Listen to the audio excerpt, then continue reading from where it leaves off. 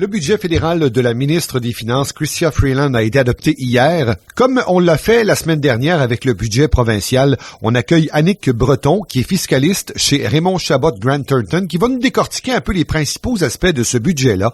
On débute par ce programme de remboursement pour l'épicerie. On a voulu savoir si la classe moyenne en sortait gagnante. On écoute Madame Breton. Un remboursement unique qui va se faire par l'entremise du système de crédit de la TPS. Donc, on parle d'une mesure qui est de 2,5 milliards pour la prochaine année, qui va viser environ 11 millions de personnes. Ça veut dire quoi, cette mesure-là? On parle d'un versement qui peut atteindre 467 $ pour un couple avec 2 enfants, 234 $ pour une personne seule sans enfant. Donc, les familles qui vont toucher là, le montant maximum, c'est celles qui auront un revenu familial maximal de 39 826, puis la somme sera dégressive là, jusqu'à un revenu familial de 58 500 $. Pour une personne seule, le montant sera dégressif jusqu'à 49 200 $. Donc là, on vise vraiment là, les gens qui ont un faible et moyen revenu. Alors, les gens qui vont recevoir ça, simplement, c'est sous forme d'un crédit de TPS, c'est ça que vous mentionniez? Exactement. Là, ça va être vraiment un versement unique qui va se faire là, dès que la sanction royale sera obtenue pour le budget. On peut penser là, à quelque part en avril. Et là, il y a cette question des soins dentaires, ce régime canadien des soins dentaires, parce que c'est quelque chose dont on parle depuis des années. Mais là, ça va être fait, là, ce programme-là. Qui va pouvoir en profiter? Ben, le nouveau régime canadien des soins dentaires, on parle d'une mesure qui est de 13 milliards de dollars sur 5 ans et de 4 milliards par année par la suite. Donc, ça va être disponible pour les ménages qui ont un revenu familial inférieur à 90 000 $ par année. Eux, ils auront une petite franchise à payer. Puis, pour les ménages qui ont un revenu familial de moins de 70 000 $, ça va couvrir là, la totalité des dépenses en fonction là, des détails qui seront fournis. Donc, le régime va commencer à offrir une protection à partir de la fin 2023, puis va être administré par Santé Canada.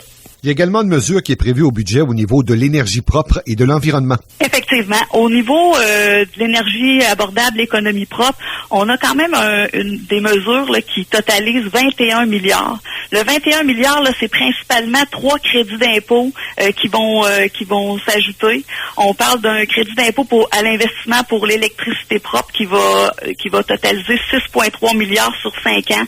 Donc, on veut accroître la capacité du réseau vieillissant pour qu'il soit plus durable, plus sûr, plus abordable partout. Ça va être un crédit d'impôt qui va être remboursable de 15 % des investissements admissibles. Donc, quand même une mesure importante.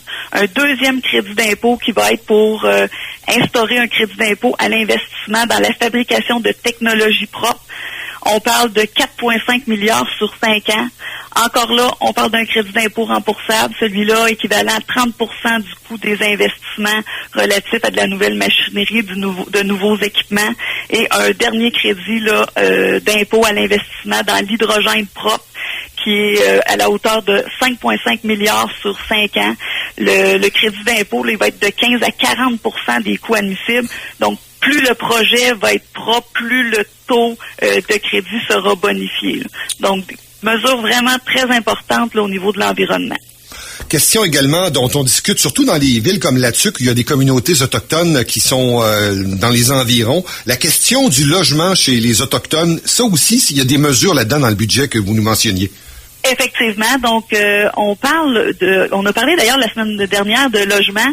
Il y a une mesure là, qui est prévue pour les Autochtones pour la construction et la réparation des logements. On parle de 4,3 milliards sur 7 ans. Donc, précision peut-être à venir, mais quand même une mesure très importante. Et en matière de transfert d'entreprise, ça aussi, c'est un enjeu. Là, on en parle souvent avec les organismes de développement économique ici. Au niveau des transferts d'entreprises intergénérationnels, là également, une mesure qui est mise en place par le budget Freeland. Effectivement.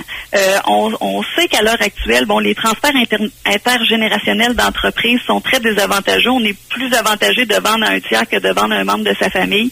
Donc, le gouvernement avait proposé un projet de loi il y a 2 ans, le projet de loi C-208, qui comportait certaines lacunes. Donc, dans le budget, on vient annoncer là, des modifications pour faire en sorte là, que on puisse pallier à ces lacunes-là. Donc, on va prévoir davantage un transfert réel de la gestion de l'entreprise, que l'enfant conserve le contrôle de l'entreprise. Donc, on est vraiment sur la bonne voie là, pour cette mesure-là. Madame Breton, vous êtes fiscaliste. J'aimerais en terminant vous demander, d'après vous, est-ce qu'on a affaire à un bon budget, ce qui a été déposé hier? Ben, concernant le budget, au niveau du programme de remboursement de l'épicerie, je dois dire qu'on vise les bonnes personnes. Donc, on vise les contribuables à faible, moyen revenu. Même chose pour le dentaire. Il n'y a rien au niveau de la pénurie de la main-d'œuvre. Au niveau des PME, il y a peu de mesures, manque d'incitatifs fiscaux. Puis c'est sûr qu'au niveau là, de l'énergie propre, on voit que c'est la grande orientation, puis que c'est ce qu'on vise. Là. Donc, quand même, un bon budget là, pour les contribuables là, à faible et moyen revenu. Annick Breton, qui est fiscaliste chez Raymond Chabot Grant Thornton. Merci beaucoup de nous avoir éclairci tout ça ce matin. Ça me fait plaisir. Merci. Bonne journée. Bonne journée.